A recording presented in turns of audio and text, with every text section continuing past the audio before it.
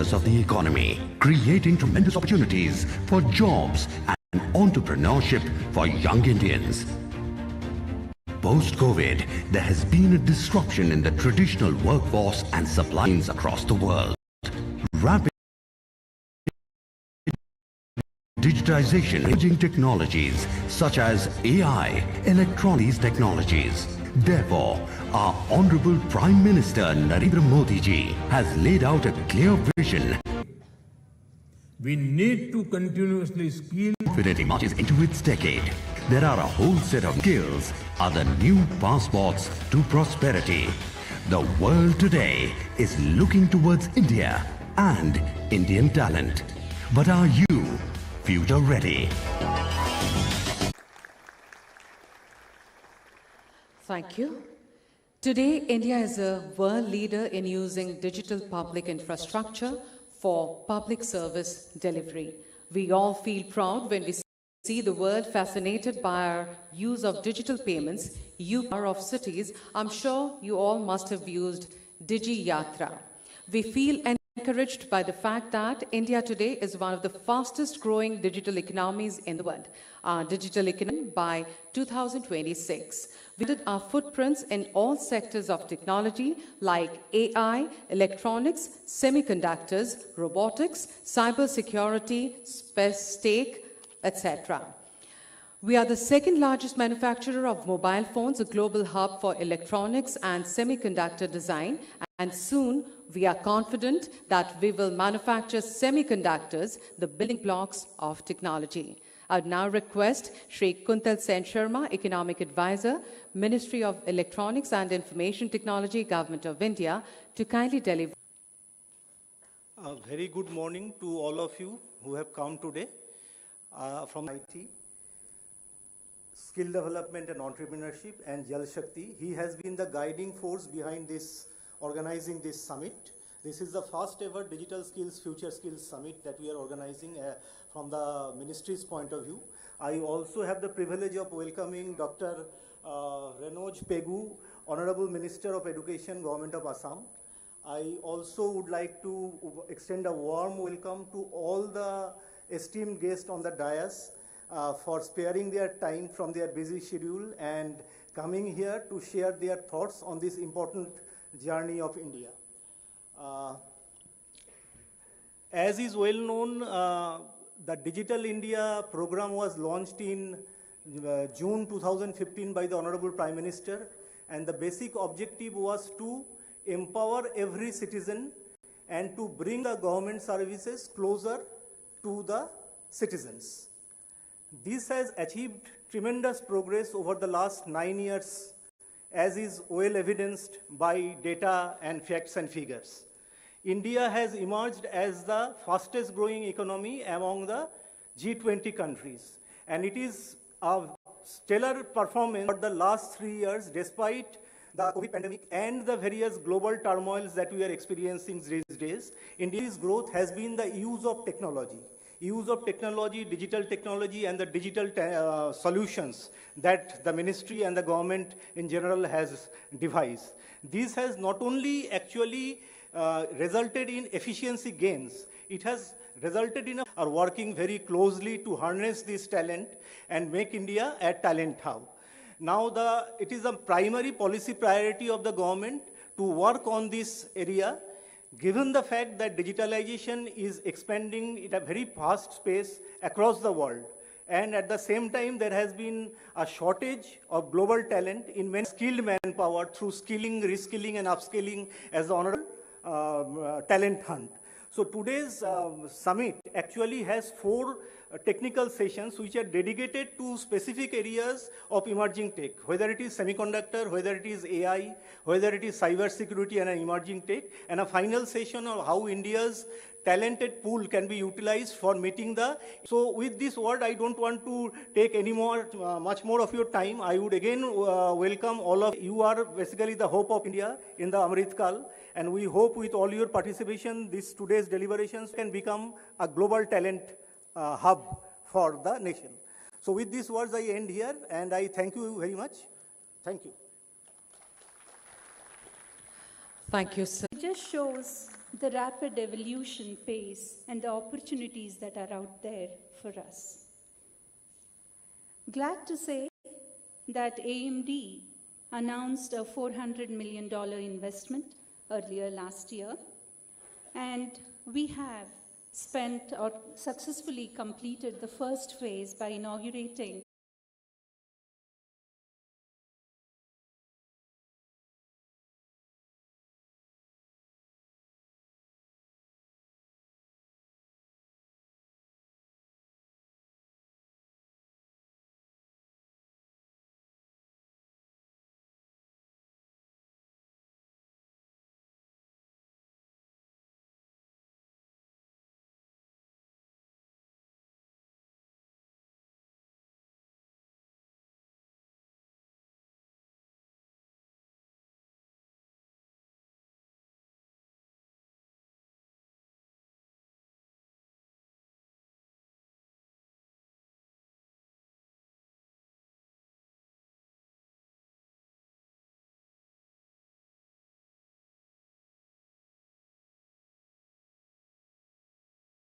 representation of what the future holds for us, and more importantly, a gathering of all industry players, students, academicians, policymakers, and energized media fraternity to really look at what is going to unfold in Skills India.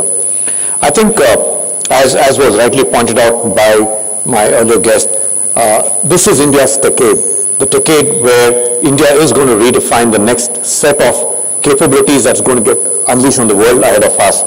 The demographic dividend that the economic advisor spoke about is really our advantage. And by 2030, when India becomes the most youngest nation to really harness these opportunities, skills become the real currency for how we can convert this and capitalize this, not just for India, but for the world ahead of us.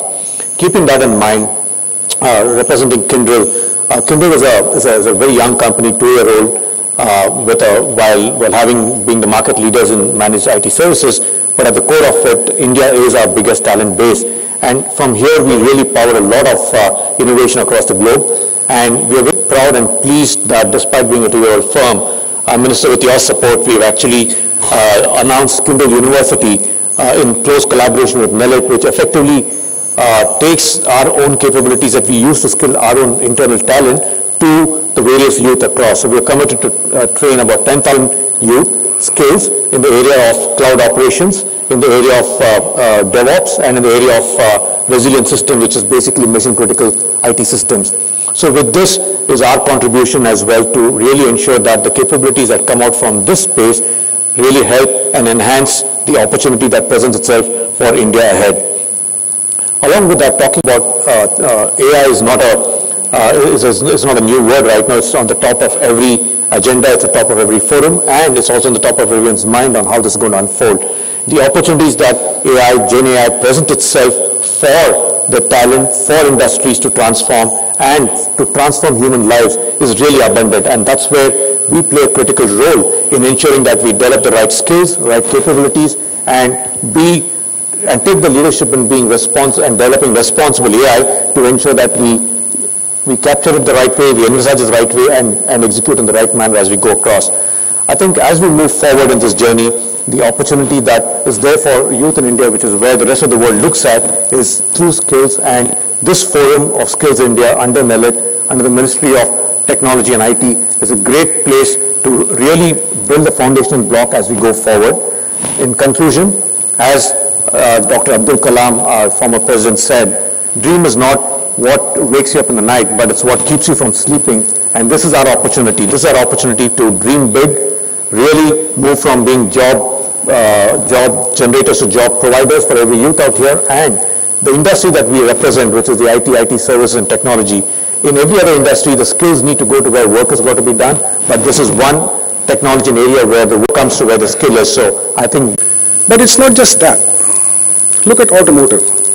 Just about 10 years ago, the average electronic content in a car was about $50, and that was also in a high-end car. Today, it's not uncommon to see anywhere between $1,000 to $4,000 of electronics in a car. And these are traditional IC engine cars. These are not EVs. And EV is the fastest growing market segment in cars. That's what lies ahead. Traditional industries like maritime, we don't think of it. But today, as consumers, we want to know where our package is when we order it. Imagine the shipping company who has to put that package in a container, that container onto a ship, and sail it across the world to get it to you. They need to know exactly where it is. Digitalization happening. Right? Drones, yet another example. Admit, when we talk drones, the only two use cases that come to our mind are defense and wedding videos. Both very important applications, but there is more in addition to wedding videos. What all can we do? For a country like ours, we can set the example on using drones for healthcare, for disaster management. Simple example, organ donation, an organ that's available and a patient is in some other place. A drone can be used to make the delivery. Drones can be used to make capacity from a few grams to 200 kilograms. This is what drones can do, and not just things that fly, but things that go under the ocean. Drones that help fishermen find out the right time to go out fishing and what is not the right time to go out fishing. So there are so many opportunities, and what that's doing is it's increasing the need for more R&D and more people.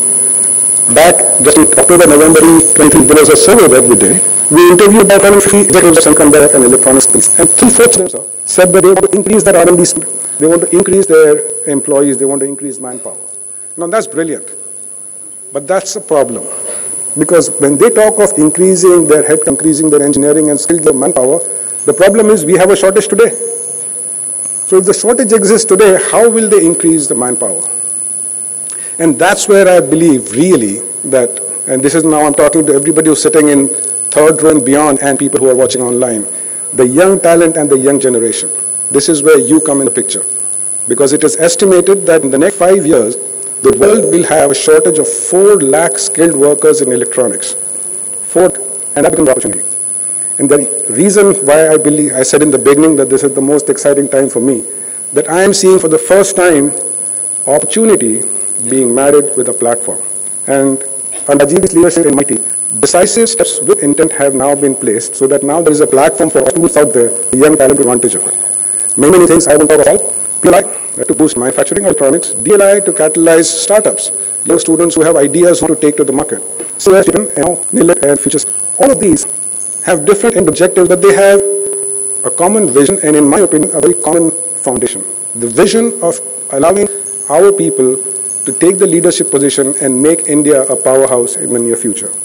And the foundation is that it brings the government, the academia, and the industry together to build these platforms to collaborate. So I'll be part of all these programs from the ZDA, where the latest and greatest technology from us is made available to all the colleges and students that have access to. You can go and build the skills and become ready for the future skills. What are the future skills?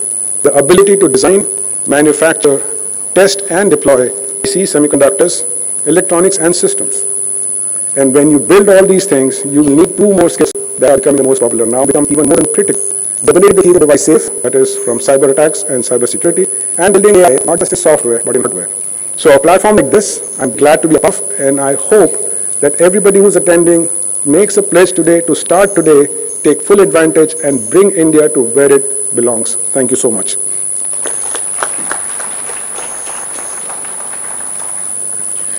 Thank you, sir. I would now request Shri Ganesh Gopalan, CEO and co-founder of NIELIT.ai, to kindly share with us his thinking on India AI future skills and opportunities available to startups.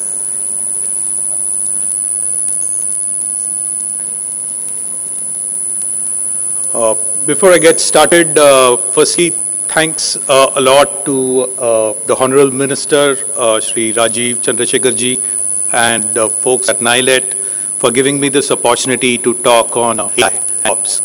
So I'm a startup founder and a startup founder in the AI world, right? I can tell you that there's no better time than to start a company in AI today, and no better place in the world than India to do that.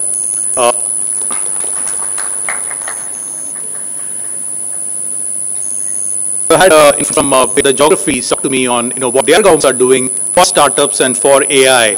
And I can tell you that what our government is doing dwarfs in a very large way what is being done outside. So just jumping on AI, right? And we all know that, and you heard this before, AI is a seminal event in the history of humankind, right? And started with maybe the key event was the Industrial Revolution, then maybe the discovery of the internet.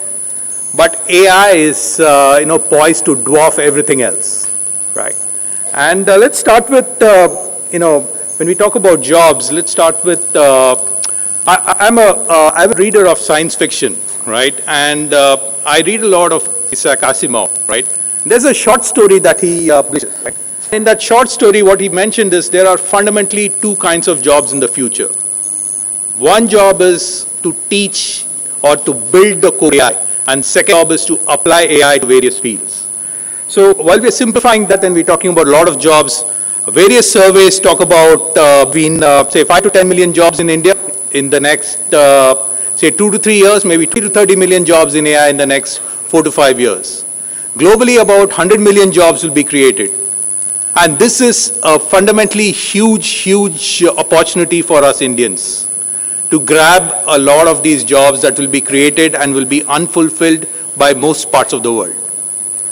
So since there are a lot of students here, I thought I'll spend a few minutes talking about what are these kind of jobs that I'm talking about, right? Maybe get into some detail. We all know about machine learning jobs. We also all know about data scientists and all those tech jobs, right? Let's say you don't like tech, right? But I love design thinking, right? You're going to have jobs in the future that will be plenty because co-pilots are here to stay, right? And you're going to have jobs where you design the personality of your AI, where you decide what are the right prompts to give, right? In the future, or I think you would have read about a lot of stuff happening on the the cloning, voice cloning, and all the stuff that's happening. And it's great to see that there's a program today on cybersecurity. That whole market is going to explode, right? Creating another few million, odd jobs. Then there's this whole thing about responsible AI. How do you make AI more ethical? How do you ensure that the right data is used? How do you ensure that it's unbiased? So whether you look at tech jobs, whether you're looking at alternate jobs, there are huge opportunities. And finally, right, one thing that AI does really badly is common sense. So if you have a lot of common sense students, I think you'll do well irrespective of what kind of jobs appear. Right. So having said that, I think this Future Skills event is a fantastic event. I remember I had the privilege to attend a seminar a year back where the Honorable Minister was asked a question on future skills, right? And it's fantastic to see the kind of progress that's being made. Even in that seminar, I remember he mentioned 4 to 5 things that the government is doing and will do. And it's fantastic to see that this is another step in that direction. With industry, academia, and even inviting startups like us to work with NIELIT, I think this is a step in the right direction. Wishing NIELIT all the very best and looking forward to supporting NIELIT and Indian government in getting the future skills and getting India to dominate the AI skills in the future. Thank you very much. Thank you. Thank you, sir. May I now request Professor Subhashish Chaudhary, Director IIT Bombay, to kindly lay out his views on future skills ecosystems and its importance for India.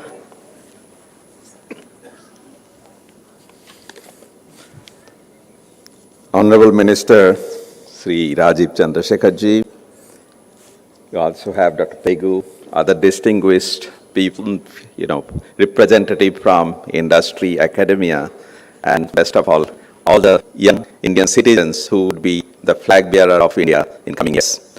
It's a great pleasure to be here this special day when you are looking at skilling as a future of India.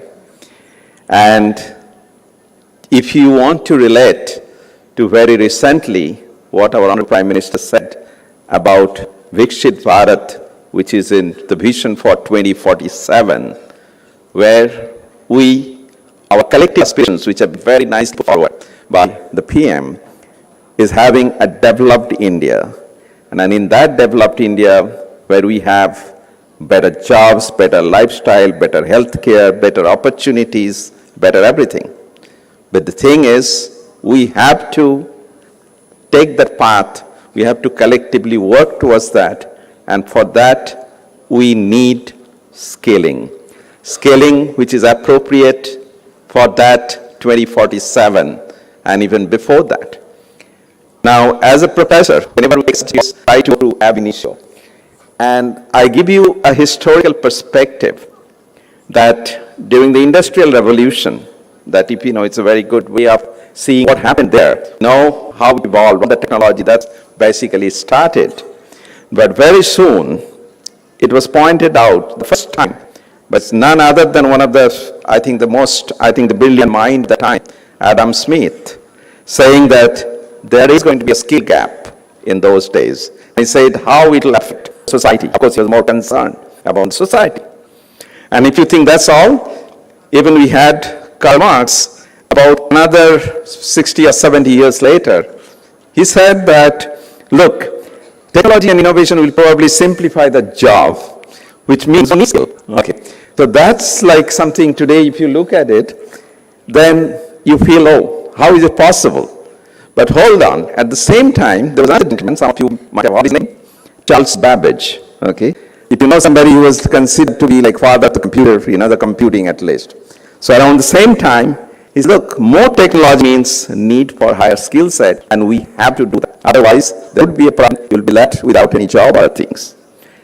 Now, come back to that, when India in around 1990 and, around beyond that, we had this lot of innovation in terms of communication, the computing. And that time you look at what has happened in India. So that's only a good measure to look at. I was talking to one of the earlier head of the Tata group of companies, and I found that around 1990 or so, one of the biggest company in India, TCS, had something like maybe about, I think it's about 2.5, there's 2,500 employees, right? And it grew by now is more than 600,000 employees. So see the rapid growth. On the other hand, let's take the Tata group of companies. Okay, it's Tata Steel. At the same time, in 1990, they had 100,000 employees. And then look at what industrialization, your automation has done. They are producing a lot more, but currently they have about, I would say, 25,000 employees.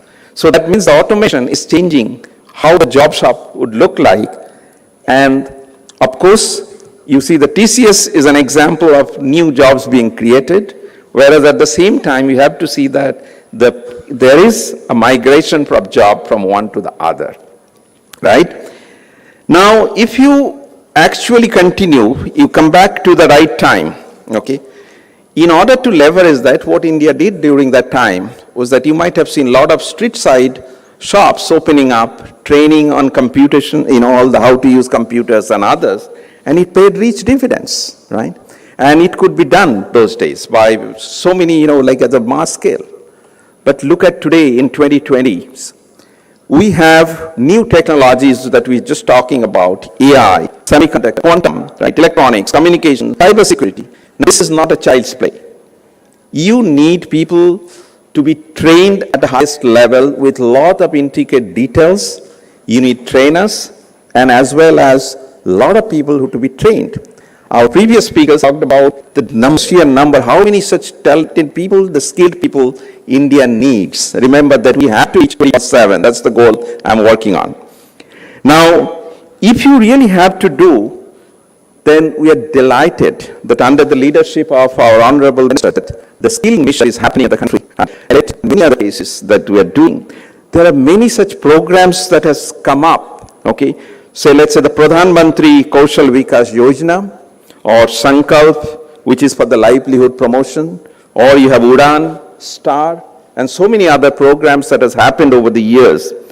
And NIELIT is leveraging also the NEP 2020, which allows more such options for the talents of today to leverage that for their career upgradation. So if that happens, then I'm sure we have to make a big change to the way that our developmental curve is happening. So we'll go at a much, much even faster rate. With over 42,000, I see that skill centers and over 550 your kind of skill courses that NIELIT does. It's actually is asking all these young people who are sitting here to come and join.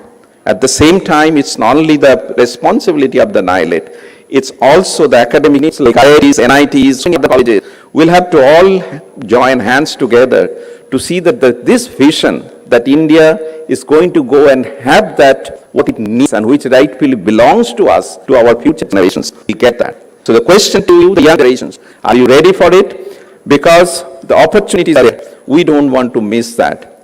And with that, I think it's a challenge to the young generations that the opportunities that are being made available, please do use them. And there's so many NPTEL courses, many other things, please do use it. And if that happens, I'm sure we'll collectively reach our goal. So thank you so much for listening. Thank you, sir. Ladies and gentlemen, in order to achieve the vision of our Honorable Prime Minister to shape the future of talent for India and the world and to catalyze future-ready skill ecosystem in India, MeitY through NIELIT has partnered with premier academic institutions as well as top global industry leaders. I would now request our Digital India Future Skill partners, as I call out their names, to kindly come up to the dais, and our esteemed guests on the dais to kindly step forward for a group photograph, which will help us preserve the memory of this momentous event. First, I would like to call upon Microsoft, Intel, IBM, NVIDIA, HCL Tech, Kyndryl, and Wipro, please.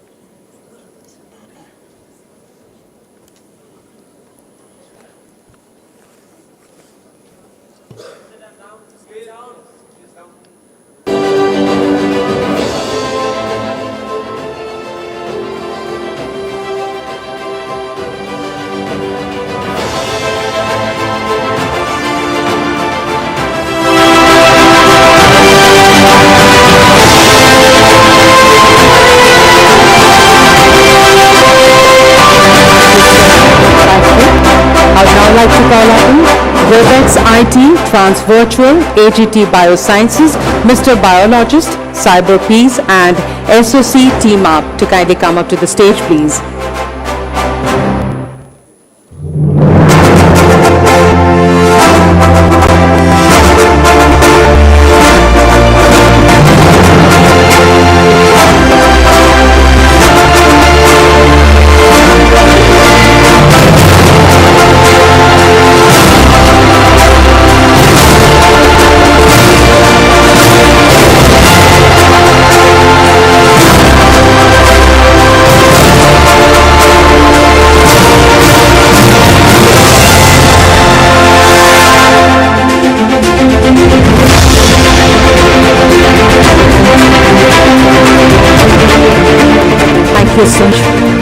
I would now like to call upon Creator OS, Universities, IIM Raipur, ABV IIITM Gwalior, CSVTU and ERCO to kindly come forward to the dais, please.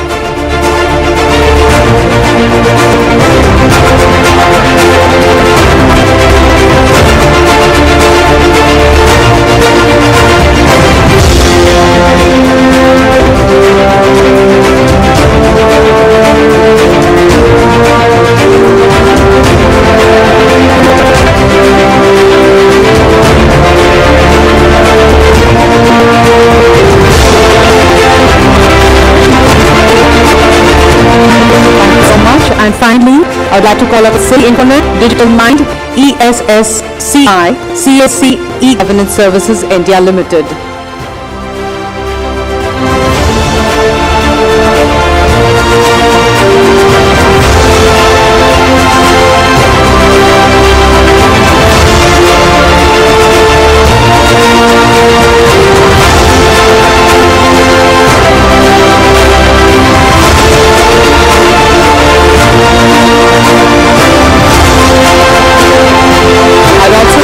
STPI to the stage.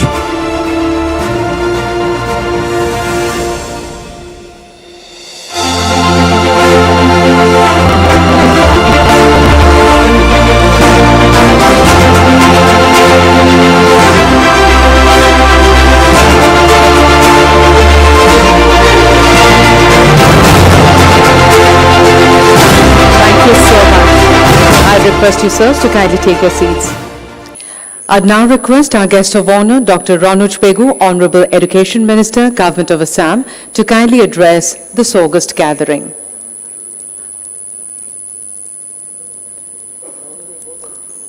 Honorable Minister Rajeev Chandrasekhar ji and other dignitaries from industry, academia, Minister of Electronics and Information Technology, and representatives of NIELIT, other dignitaries sitting before me, teachers, and my dear students. First of all, I thank our Honorable Prime Minister Narendra Modi ji for initiating digital mission, and within a very short period of time, it has tremendously transformed India. I thank our Honorable Minister Rajeev Chandrasekhar for coming here to inaugurate this skill summit. During the Semiconductor Summit of India, I intently listened to his speeches and also his interviews, and I was highly impressed and convinced that India's digital mission is on the hand of a very competent and very knowledgeable leader like Rajeev Chandrasekhar ji. I appreciate the role of NIELIT, this National Institute of Electronics and Information Technology has been performing a very important role in giving IT skills, knowledge, and education to our students of Northeast. The NIELIT has been requesting me for a good plot of land in the Guwahati city. I have land in the outskirts, but finding a plot of land in the heart of the city is a bit difficult, but I assure and I promise that very soon we will allot a plot of land to NIELIT to have a full-fledged institute here. My dear students, I'd like to tell my dear students that human civilization, it started by counting, by the knowledge, by the skill of counting, and that started on this digit. We counted the human, primitive men and women counted 1, 2, 3 in their digit. So digit means in Ohomia, anguli. So our civilization started from this digit, and from the point of our civilization, we carried this digital knowledge. Today we have reached stage of information technology, the stage of artificial intelligence, and this is the transformation from counting in our finger, that is a digit, and to the computerized information technology age. It has been debated at times that emerging technologies are killing jobs, which is grossly untrue, as my former speakers have told you. In a primitive society, nobody would have lived a successful or a protected life without having the skill of counting 1, 2, 3, 4. And similarly, in today's age, nobody can have a secured life, peaceful life, successful life, developing life without having digital knowledge. And it is not only for job, it is for a protected life, a secured life. Those who will not learn the skill, they will definitely be out of the race. Jobs are being created by the emerging technology. Those who learn the skill, they get the job, and those who refuse to learn the skill, they will be out of the job. It's not, emerging technologies are not killing jobs, they are creating jobs. And to competitive to get a job in the job market, we must skill ourselves. Government is taking enough steps. We are implementing a 100 crore project to skill our youths on Industry 4 technologies across our 77 polytechnics and ITIs. Very recently, we have signed an agreement with the Tatas, and few days back we have allotted 150 acres of land to Tatas to establish a semiconductor industry in near Guwahati at the cost of ₹1. But Tatas are also training our youths. They are training 2,000 engineers from Assam. I request, there are so many representative leaders of industry, come forward to establish whatever you want in India. We are ready to warmly welcome all of you. I request other institutions also to come to Assam. We will facilitate infrastructure, we will facilitate allotment of land, and other kind of support that is required. But come to Assam.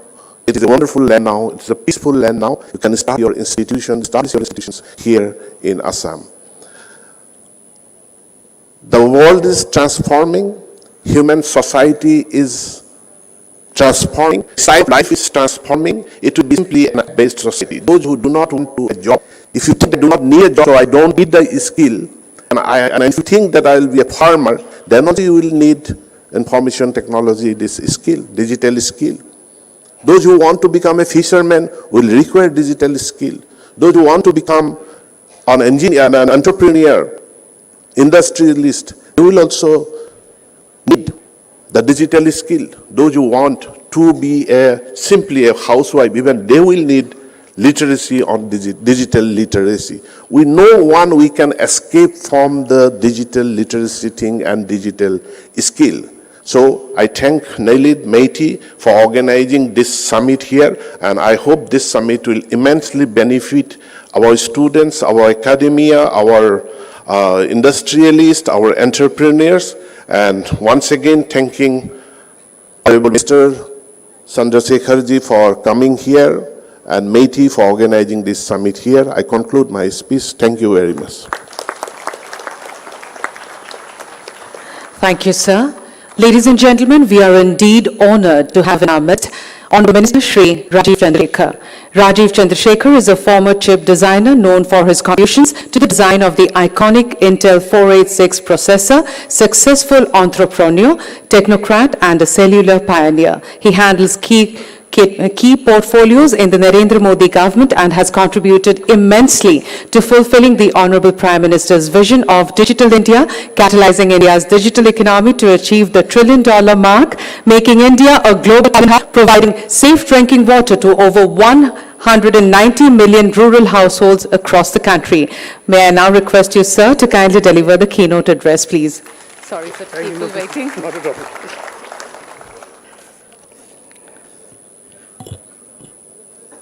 Good morning. To my colleague in public life, Dr. Anuj Pegu, the Honorable Minister of Education, the leaders of some of the leading companies that are shaping the present and the future of technology on the dais and off the dais, my colleagues in the ministry,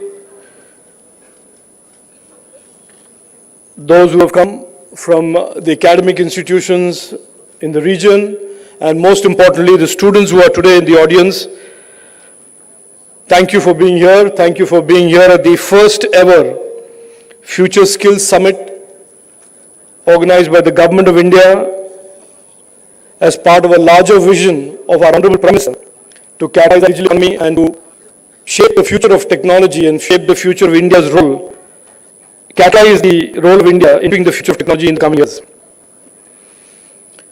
First of all, to the students here, I must reinforce what has been said before, but I want to strongly reinforce to you that you are the luckiest generation in the history of independent India.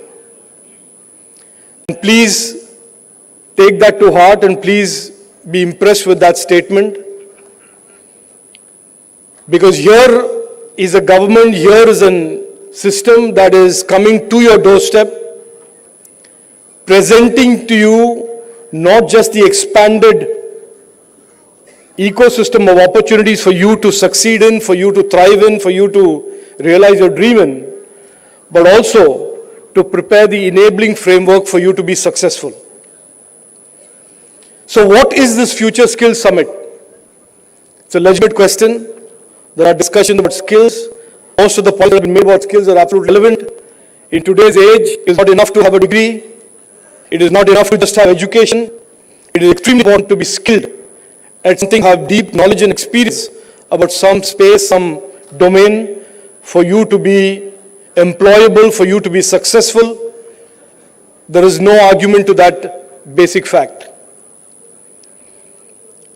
But future skills is about bringing to your attention the young world of opportunities in areas where the opportunities require large numbers of talented people, either as entrepreneurs, either as startups, or indeed in R&D centers and GCCs and companies in India and around the world.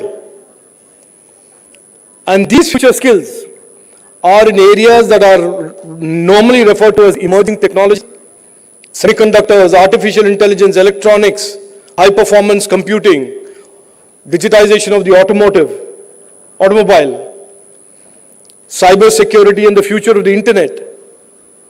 These are all areas where Indian talent are more the same starting line as talent anywhere in the world.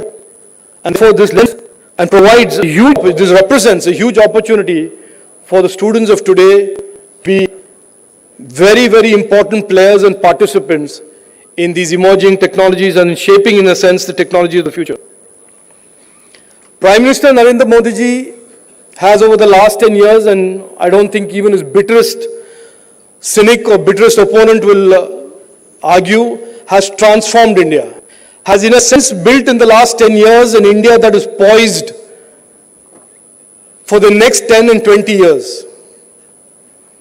Our economy, which used to be the fragile five as the video mentioned, is now in the top 5 and is just around the corner, a hop and a skip away from being the 3rd largest economy in the world.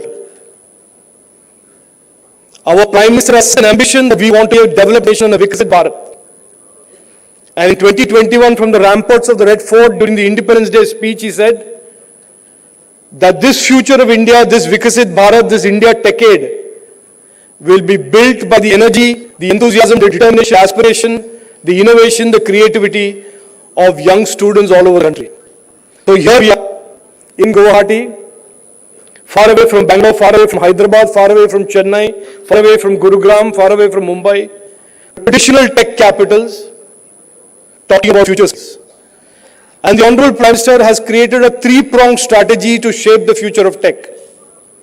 Future design in design innovation, future labs for innovation around systems of the future, and future skills about preparing our young Indians in Guwahati to Mumbai to Bengaluru to Jammu and Kashmir to be ready with the capabilities that are required in these emerging sectors.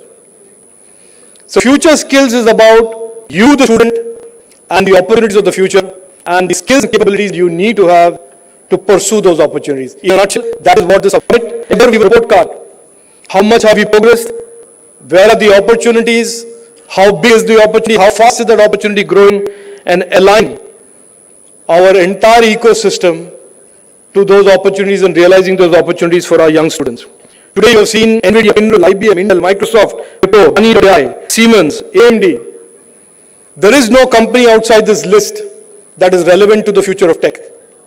These are the names that are shaping, building, architecting, designing the future of tech. And they are here today telling the students, telling the younger generation of students and Indians that we need you, we want you, provided you have the necessary capabilities. That is the bridge that Future Summit is playing, ensuring that we connect those who want talent with those who want to be talented. And that's our mission in Prime Minister Narendra Modi ji's government, to prepare our young Indians to pursue this future, a bright future, and this opportunity-rich future. I want to just share with you a couple of more things just to get you even more motivated, because that is certainly part of my job, to look at these opportunities through a sense of optimism and motivation rather than cynicism and can we do it, can we not do it. Let me tell you some of the things that we are doing. Let me give you a little context to where we are and why we are doing this. Just 3 days ago, a Nobel laureate, one of the people I respect certainly a lot for his thinking and his clarity of thought, Professor Michael Spence, a Nobel laureate in economics, and he said India is the best digital economy in the world. No caveat, no but. An absolute statement that India is the best economy in the world and has the best digital culture in the world. That is the context in which we are talking about the future. Last 10 years we have made so much progress that we can look to the next 10 years with absolute confidence and reimagined ambitions.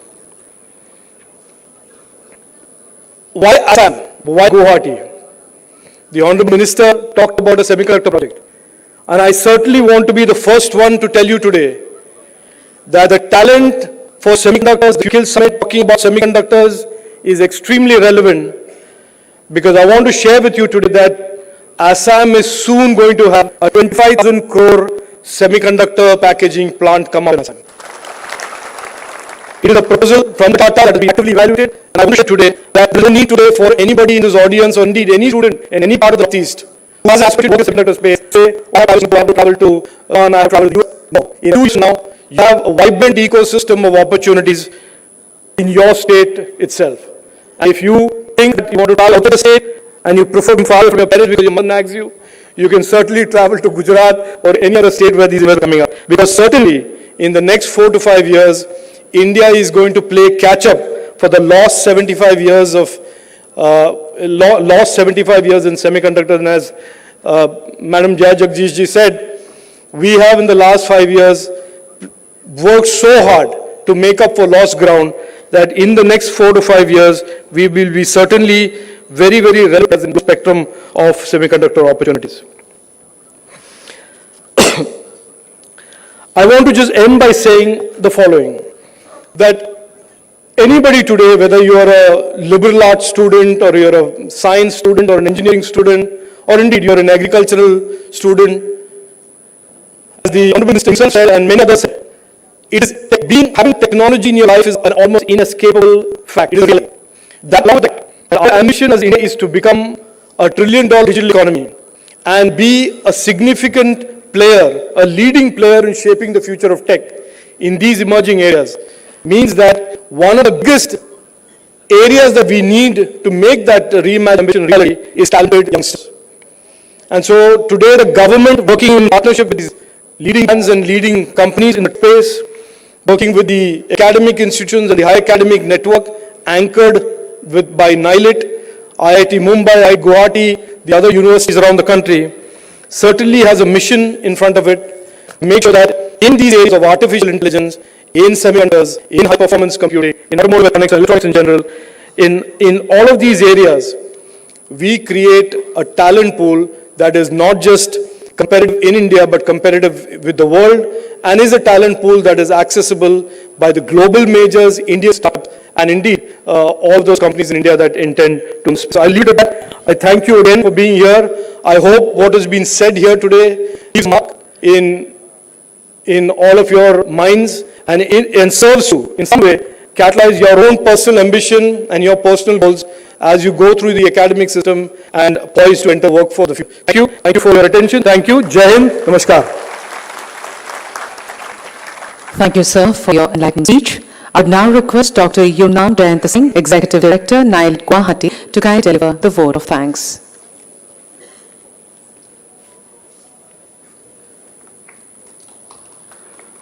Good day to all. Myself, Dr. Jayanta Singh, on behalf of NIELIT, Professor M.M. Tripathi, because of some health problem, he cannot be here. He was there 2 days before also, motivate us. I want to welcome all of you once again, and I want to thank our MOA, Sir Rajeev ji, for continuously supporting us and happening such type of event in other part of the world also, like Guwahati, northeastern part. Under his able guidance, we got a big project called as Northeast Capacity Project, where we are about to train 2 candidates. Out of the one, there are varieties of training, starting from the kids, small kids, robotics them to the level of the senior citizenship. Through this project, we could generate 25 startups. We could also generate other facilities businesses. We are very thankful to Sir for supporting us in many areas. Also, I want to thank our local education minister, Dr. Regus Pegu, for supporting us in many ways. Also, he has promised that he will provide us a piece in the city area for our building. We Guwahati NIELIT has 8 centers. Only the main center is having little crowd for managing this one. That was one of my requests today. I am very happy, sir, that you have motivated us doing such things. We are also in the NAP. What the speaker also mentioned about the NAP. We very much work together with the Education Department of Assam to implement NAP program, internship program for the students of this region. Today, I am also very happy to tell you that we have 35 MOUs under the guidance of our Education Minister. We have 35 MOUs with all the leading institutions in Assam. Now, I am also very thankful to all the panelists who come across India, as well as there are some more panelists who are going to join online from different parts of the world. I am also very much thankful to the leaders coming for the MOU and the speakers, industry exhibitors. We have around 35 stalls here, and the state government, training partners who are coming across India for motivating us. You have spared time for sparing us as also interacting with the youth of this region.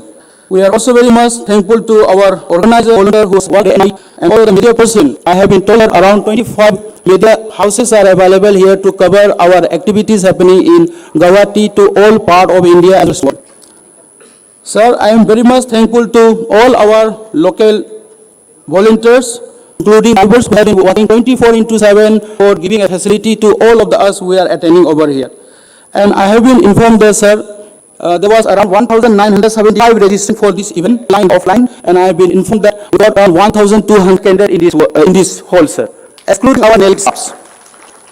So I am so happy that registrations are coming from 45 colleges across Assam and 150 institutions across India, sir.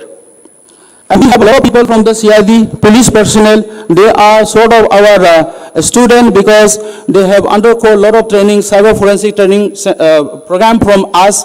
And I'm very happy that all of you join us to be with us to see something in person here. I would like to all vice chancellor. We have invited to 25 vice chancellor across Northeast, also other part of India. And very much thankful to our NIELIT staff who are coming from 45 centers of NIELIT across India. On behalf of our Director General, MM Party, sir, who has been motivating us all the time, I also want to share that tomorrow and the day we are having an international conference here where there will be 7 international speakers and there will be 35 speakers and 200 others are ready. And we are going to set volume of Spinger lecture not for this one. So if somebody is to be up to there, so maybe half an hour from 10 to 10:30 will finish in I'm inviting you, all of you, so that you can motivate other type of the authors, because authors are not yet coming, only some of the speakers are. And with this, I'm also very much happy that we are going to have a panel discussion with the authority of Assam government. Very soon we are going to sign some MOU with the University. Already some seniors, and we are having a meeting up to 2 o'clock, and tomorrow probably there will be a MOU signing also, sir. This is update from my side. With this, I want to invite all of you for tomorrow's conference, as well also to give a big thank you from my side. All of you will be in our prayer all the time, and I want to pray for all of you. Thank you.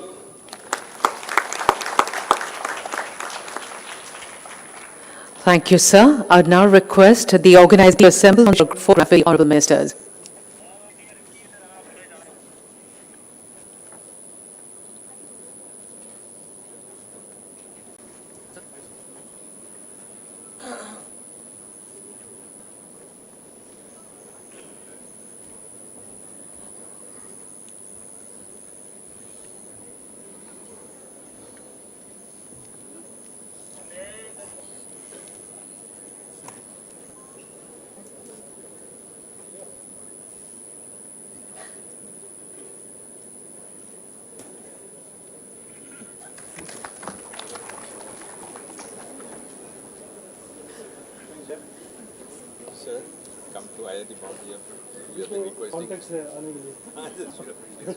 I want to go in some places.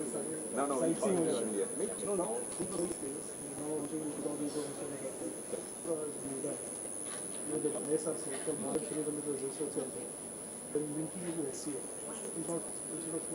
Not separating. So please join us for our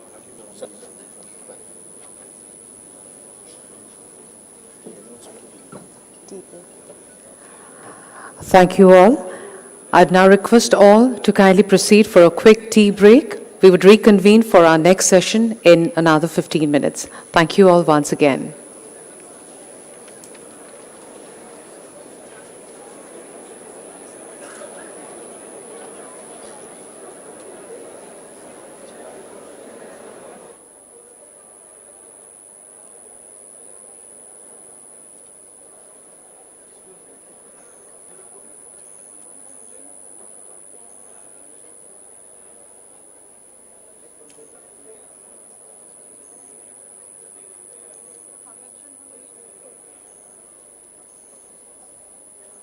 Tea, refreshment being served in the convention hall. Thank you.